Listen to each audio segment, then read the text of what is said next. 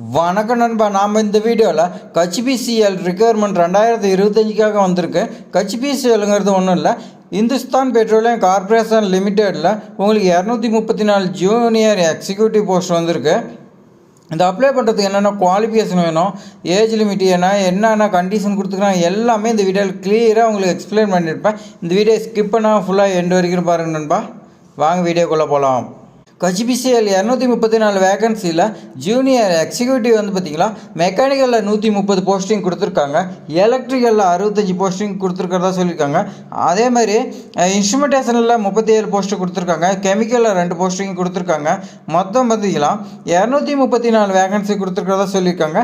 இப்போ நம்ம education qualification பார்க்கலாம். எஜுகேஷன் குவாலிஃபிகேஷனில் ஜூனியர் எக்ஸிக்யூட்டிவ் இதில் மெக்கானிக்கலில் நீங்கள் 3 இயர்ஸ் டிப்ளமோ படிச்சிருந்தா எலிஜிபிள்னு சொல்லியிருக்காங்க. இன்ஜினியரிங் கிடையாது, டிப்ளமோ மெக்கானிக்கல் இன்ஜினியரிங் நீங்கள் படிச்சிருக்கணும். அதில் நீங்கள் மினிமம் 60% மார்க் நீங்கள் எடுத்துருக்கணும்னு சொல்லியிருக்காங்க.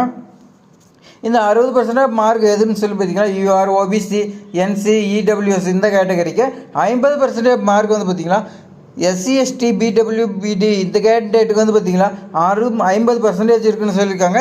இதுக்கு மினிமம் எக்ஸ்பீரியன்ஸ் தேவைன்னு சொல்லியிருக்காங்க. அதனால் நீங்கள் இது படிச்சிருந்தால் தாராளமாக அப்ளை பண்ணிக்கலாம். அடுத்தவங்க பார்த்திங்கன்னா எலக்ட்ரிக்கல் ஜூனியர் எக்ஸிக்யூட்டிவில் எலக்ட்ரிக்கல் பார்க்கலாம். எலக்ட்ரிக்கல் சேம் தான், டிப்ளமோவில் நீங்கள் 3 years full time regular course படிச்சிருக்கணும். இதில் டிஸ்டன்ஸ் எஜுகேஷன் பார்த்திங்கன்னா நாட் எலிஜிபிள்னு சொல்லியிருக்காங்க. நீங்கள் எலக்ட்ரிக்கல் இன்ஜினியர் இதில் 60% ஆஃப் டிப்ளமோவில் எடுத்துருக்குன்னு சொல்லியிருக்காங்க. அந்த 60% UR, OBC category, NC, EWS கேட்டிருக்காங்க. அதே மாதிரி எஸ்சி, எஸ்டி கேண்டிடேட் இவங்களாம் 50% மார்க் இருந்தால் ஓகேன்னு சொல்லியிருக்காங்க. இதுக்கு மினிமம் எக்ஸ்பீரியன்ஸ் பார்த்திங்கன்னா இல்லைன்னு சொல்லியிருக்காங்க. அடுத்து ஒன்று பார்த்திங்கன்னா ஜூனியர் எக்ஸிக்யூட்டிவ் இன்ஸ்ட்ருமெண்டேஷன் இதுவும் 3 இயர்ஸ் படிச்சிருக்குன்னு சொல்லியிருக்காங்க. ஃபுல் டைமில் டிஸ்டன்ஸ் எஜுகேஷன் நாட் எலிஜிபிள். அதே மாதிரி டிப்ளமோவில் இன்ஸ்ட்ருமெண்டேஷன் படிச்சிருக்கலாம், அப்படின்னா இன்ஸ்ட்ருமெண்டேஷன் அண்ட் கண்ட்ரோல் படிச்சிருக்கலாம், இன்ஸ்ட்ருமெண்டேஷன் அண்ட் எலக்ட்ரானிக்ஸ் இன்ஜினியர் படிச்சிருக்கலாம்னு சொல்லியிருக்காங்க. இதுக்கு மினிமம் 60% மார்க் இருந்தால் எலிஜிபிள்னு சொல்லியிருக்காங்க. யூஆர், ஓபிசி, என்சி, இடபிள்யூசி இது 60% இருக்குன்னா அடுத்து 50% எஸ்சி, எஸ்டி கேண்டிடேட் இருக்குன்னு சொல்லியிருக்காங்க. மினிமம் எக்ஸ்பீரியன்ஸ் இல்லைன்னு சொல்லியிருக்காங்க. அடுத்து ஜூனியர் எக்ஸிக்யூட்டிவ் கெமிக்கலில் 3 years full time regular diploma படிச்சிருக்கணும்னு சொல்லியிருக்காங்க. இதுவும் சேம் குவாலிஃபிகேஷன் தான். ஏன்னா டிப்ளமோவில் நீங்கள் கெமிக்கல் இன்ஜினியர் படிச்சிருக்கணும், அப்படின்னா கெமிக்கல் டெக்னாலஜி வித் அதோட 60% மார்க் நீங்கள் ஓபிசி இந்த கேட்டகரிலாம் எடுத்துக்கணும்னு சொல்லியிருக்காங்க. எஸ்சி, எஸ்டி கேட்டகரிக்கு 50% மார்க் இருக்குன்னு சொல்லியிருக்காங்க. அடுத்து இதுக்கு மினிமம் எக்ஸ்பீரியன்ஸ் இல்லைன்னு சொல்லியிருக்காங்க. இப்போ இதெல்லாம் பார்த்திங்கன்னா நோட்னு சொல்லி பார்த்திங்கன்னா நல்லா தெளிவாக கொடுத்துருக்காங்க. இதில் நீங்கள் பிஇ, பிடெக்கு, அசோசியேட் மெம்பரு இந்த மாதிரி பார்த்திங்கன்னா நீங்கள் படிச்சிருந்தீங்களா, இல்லை அதோட வேறு ஏதாவது குவாலிஃபிகேஷன் இருந்துச்சுன்னா இந்த குவாலிஃபிகேஷன் பார்த்திங்கன்னா நாட் எலிஜிபிள்னு சொல்லி கொடுத்துருக்காங்க. இந்த குவாலிஃபிகேஷன் பிடெக் இதெல்லாம் இருந்துச்சுன்னா இந்த ஜாபுக்கு நீங்கள் நாட் எலிஜிபிள்னு தெளிவாகவே சொல்லிட்டாங்க. அதனால் நீங்கள் டிப்ளமோ படிச்சிங்க மட்டும் இதுக்கு அப்ளை பண்ணுங்கள், மற்றவங்க வேறு ஜாபாக அப்ளை பண்ணுங்கள். இதுக்கு டைம் வேஸ்ட் பண்ணாதீங்க. அடுத்து இதுக்கு ஏஜ் லிமிட் கொடுத்துருக்காங்க. இது எல்லா போஸ்ட்டுக்குமே பார்த்திங்கன்னா 18லேருந்து 25 இயர்ஸ் சொல்லி கொடுத்துருக்காங்க. எல்லாமே சேமு. அடுத்து இதுக்கு ஏஜ் ரிலாக்ஸேஷன் இருக்குது. ஏஜ் ரிலாக்ஸேஷன் எஸ்சி, எஸ்டி கேட்டகரிக்கு 5 இயர்ஸ் சொல்லி கொடுத்துருக்காங்க, ஓபிசி கேட்டகரிக்கு 3 இயர்ஸ் சொல்லி கொடுத்துருக்காங்க. அடுத்து பிடபிள்யூபிடி இதில் பார்த்திங்கன்னா ஜென்ரல் கேட்டகரிக்கு 10 இயர்ஸும் எஸ்சி, எஸ்டிக்கு 15 இயர்ஸ் சொல்லி கொடுத்துருக்காங்க. ஓபிசி கேட்டகரிக்கு 13 இயர்ஸ் சொல்லி கொடுத்துருக்காங்க. எக்ஸர்வீஸ்மேனுக்கு கவர்மெண்ட் நாம்ஸ் படி கொடுக்குறத சொல்லியிருக்காங்க.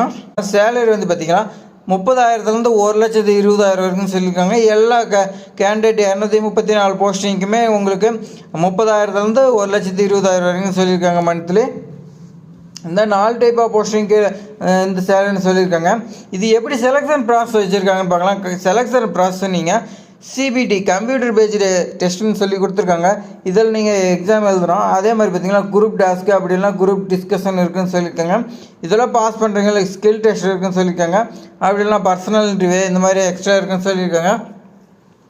அது கம்பெனி முடிவு பண்ணுறது தான். அடுத்து இதுக்கு அப்ளிகேஷன் ஃபீஸ் பார்க்கலாம். Application fee SC, ST category இல்லைன்னு சொல்லியிருக்காங்க. அதர் கேட்டகரி யூஆர், ஓபிசி இந்த கேட்டகரியில் பார்த்திங்கன்னா 1180 ரூபா பே பண்ணுற மாதிரி இருக்குன்னு சொல்லியிருக்காங்க. அதேமாரி அப்ளிகேஷன் ஃபீஸும் பார்த்திங்கன்னா ஆன்லைன் மூலிமா தான் நீங்கள் பே பண்ணுற மாதிரி இருக்குன்னு சொல்லியிருக்காங்க. இந்த ஜாப் ஆன்லைனில் எப்படி அப்ளை பண்ணலான்னா நீங்கள் ஃபஸ்ட்டு நான் டிஸ்கிரிப்ஷனில் லிங்க்கு கொடுக்குறேன், அதில் நீங்கள் ஃபுல்லாக ரீட் பண்ணுங்கள். டவுன்லோட் பண்ணி நோட்டிஃபிகேஷன் ரீட் பண்ணதுக்கப்புறம் இன்ட்ரெஸ்ட் இருந்துச்சுன்னா அடுத்து அப்ளை பண்ணுற லிங்க் ஓப்பன் பண்ணி நீங்கள் உங்களுடைய பேசிக் டீட்டெயில்ஸு அதே மாதிரி எஜுகேஷன் குவாலிஃபிகேஷன்லாம் கேட்க நீங்கள் அதெல்லாம் கொடுத்துட்டு நீங்கள் டாக்குமெண்ட்லாம் ஸ்கேன் பண்ணி அப்லோட் பண்ணிடுங்க. ஃபோட்டோ, சிக்னேச்சர் எல்லாமே நீங்கள் ஸ்கேன் பண்ணி அப்லோட் பண்ணதுக்கப்புறம் ஃபைனலாக சப்மிட் பண்ணுங்கள். அப்ளிகேஷன் ஃபீஸ் எல்லாம் விட்டுருங்க. இருந்துச்சுன்னா நீங்கள் வந்து பார்த்தீங்கன்னா பே பண்ணிடுங்க. இதுக்கு இம்பார்ட்டன்ட் டேட்டு பார்த்தீங்கன்னா ஸ்டார்டிங் டேட் அப்ளிகேஷன் 15/1/2025 சொல்லியிருக்காங்க. லாஸ்ட் டேட் பார்த்தீங்கன்னா அப்ளிகேஷனு 14/2/2025 க்ளோஸ் ஆகுன்னு சொல்லியிருக்காங்க. அதுக்கு முன்னாடியே நீங்கள் அப்ளை பண்ணிடுன்னு சொல்லியிருக்காங்க. இது மாதிரி பயனுள்ள ஜாப்ஸ் எல்லாமே நம்ம சேனலில் மட்டும்தான் தொடர்ந்து வந்துகிட்டே இருக்குது. இது வரைக்கும் சப்ஸ்கிரைப் பண்ணலாம், சப்ஸ்கிரைப் பண்ணிட்டு பாருங்கள் நண்பா. அப்போ தான் நீங்கள் ஒரு ஜாப் இல்லைனா இன்னொரு ஜாப் கண்டிப்பாக கவர்மெண்ட் ஜாப் வாங்குவீங்க. தேங்க்ஸ் ஃபார் வாட்சிங்.